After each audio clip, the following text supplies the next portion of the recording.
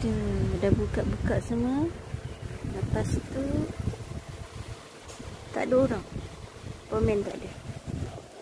Aku je goyang-goyang kaki kat sini. Pomennya keluar. Jangan sampai aku yang jadi pomen kejap lagi. Kalau aku naik angin kan, aku yang buat semua benda ni korang. Aish.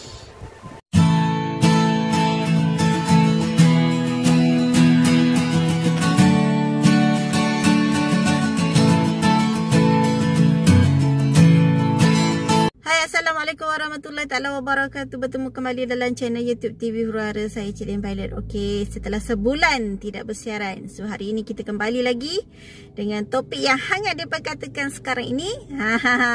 Apakah dia yang berkaitan dengan e-hailing yang meletup-letup beritanya kan? Di sana sini berita yang hangat. Mari kita tengok. Jom kita tengok. Dia berita berkenaan dengan dua aplikasi e-hailing dari Rusia yang didakwa beroperasi secara haram, iaitu InDrive dan Maxim, diarahkan menghentikan operasi mereka berkuat kuasa 24 Julai ini. Okey, Menteri Pengangkutan Anthony Locke berkata APAD sudah menghantar surat memberhentikan operasi kepada dua aplikasi e-hailing berkenaan baru-baru ini. Wow, hangat ni. Berkuat kuasa 24 Julai ini, operasi InDrive dan Maxim perlu dihentikan daripada beroperasi di negara ini. Dua syarikat e-hailing berkenaan boleh membuat rayuan, namun rayuan itu hanya boleh diputuskan saya selaku Menteri Pengangkutan. Tu dia kata Menteri Pengangkutan ya.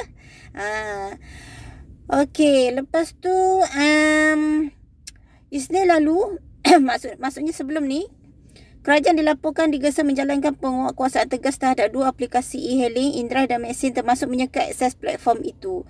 Persuatan Penghantar P-Hailing Malaysia mendakwa kedua-dua platform e-hailing itu didapati terus menawarkan perkhidmatan mereka tanpa mematuhi peraturan di bawah atas diada. Ini termasuk tidak memastikan pemandu-pemandu mereka memiliki vocational kenderaan perkhidmatan awam PSV yang sah serta seperti yang telah diwajibkan oleh Undang-Undang Malaysia. Itu dia. Ini bukan sahaja tidak ada kepada pemandu yang mempunyai lesen PSV yang sah, malah turut menjejaskan keselamatan penumpang yang menggunakan perkhidmatan mereka. Malahan, selain daripada ada di kalangan pemandu mereka yang benarkan beroperasi tanpa memiliki lesen PSV yang sah, terdapat juga di kalangan pemandu mereka tidak memiliki insurans e-hailing dan juga tidak melakukan pemeriksaan kenderaan seperti terma dan syarat yang telah ditetapkan. Itu dia. Jadinya terpaksalah menghentikan operasinya ya. Tu dia kisah. Itu kisah terpaksa dihentikan operasi dua syarikat e-hailing. Ini pula pendapat daripada pengguna-pengguna. Okey, tindakan kerajaan menghentikan operasi dua aplikasi e-hailing dari Rusia itu InDrive dan Maxim menimbulkan pelbagai reaksi dalam kalangan pengguna tetap perkhidmatan itu yang menyifatkan langkah tersebut boleh mendorong kepada monopoli pasaran oleh syarikat lain. Bagaimanapun sebahagian pengguna mengakui faktor keselamatan tidak boleh dipandang ringan, memandangkan perkhidmatan dua aplikasi e-hailing tersebut kerap dikaitkan dengan isu keselamatan termasuk dakwaan menculik dan kes gangguan seksual. Tu dia. Pelajar Universiti Nurul Aziki Halim. Ini pelajar universiti. Okey, berpandangan walaupun wujud kebimbangan terhadap potensi monopoli syarikat berdaftar yang menawarkan perkhidmatan sama, namun dari segi keselamatan tetap perlu diutamakan, terutama pengguna wanita. Tahu tak apa?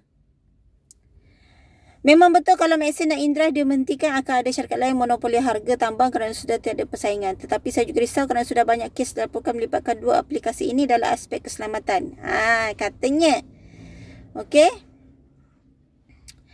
Ramai orang bimbang lah tentang harga akan jadi mahal. Sebenarnya dia orang tahu tak InDrive dengan Maxim tu lagi mahal harga dia.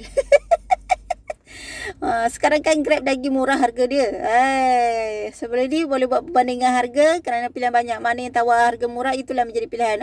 Lepas tu risiko pula yang dia dapat. Okey, ini pandangan daripada pengguna lah.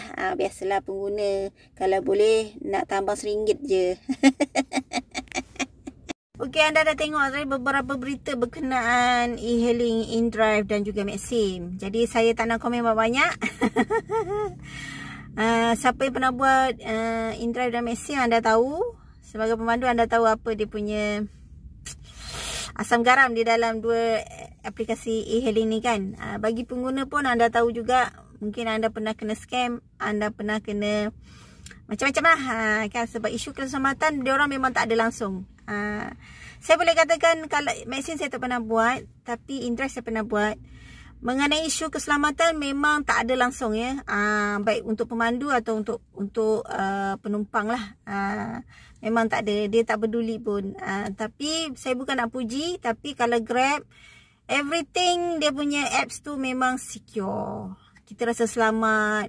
Bila kita start ride itu, dia dah record, dia dah pantau. Bila you melencong ke jalan lain daripada laluan asal maps dia, dia dah tanya you, dah pop up message dah keluar. Kan? Bila you berhenti satu tempat lama, dia akan keluar lagi pop up message tanya kenapa you berhenti awal. Kalau you tak lambat pick up passenger, dia tanya kenapa lambat pick up. So everything akan ada alert lah dekat apps Grab kan. Daripada segi keselamatan memang sangat 100% tip top lah kalau Grab kan. Kita bukan nak puji, tapi itu kenyataannya. Kita sebagai pemandu yang dah 7 tahun dah 7 tahun memandu dengan Grab, dan juga ada juga buat lain-lain e-hailing kan. Tapi kita rasa Grab jugalah yang terbaik. Walaupun kadang-kadang harga dia ada murah, kadang-kadang ada harga mahal. Tapi adalah bisnes, ada naik dan turun kan. Ada hari mahal, ada hari murah. Dia kena banyak bersabar dan bersyukur. Jadi saya tak nak komen apa-apa tentang dua e-hailing InDrive ni.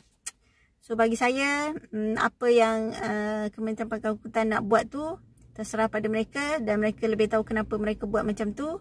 Dan okay lah, kita tengoklah selepas 24 hari bulan Julai ni, adakah order Grab akan non-stop sampai tak cukup tayar nak bergolek nak ambil order, ataupun macam mana. Mungkin job-job yang jauh tu mungkin dah tak ada lah, sebab permintaan banyak, driver pun ramai kan.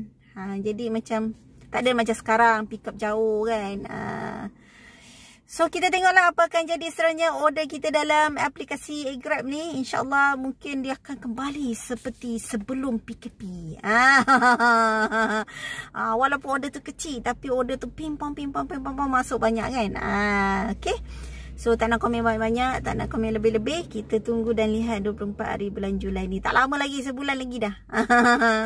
Okay, sekarang saya tengah queue dekat KLIA. Okay, itu saja. Jangan lupa 23 hari bulan ni jalan tutup ya. Jalan banyak tutup selama 5 hari ya. Kerana ASEAN event kan ada dekat KL. Jadi itu lagi sengsara. Saya rasa mungkin tak dapat buat Grab dekat KL.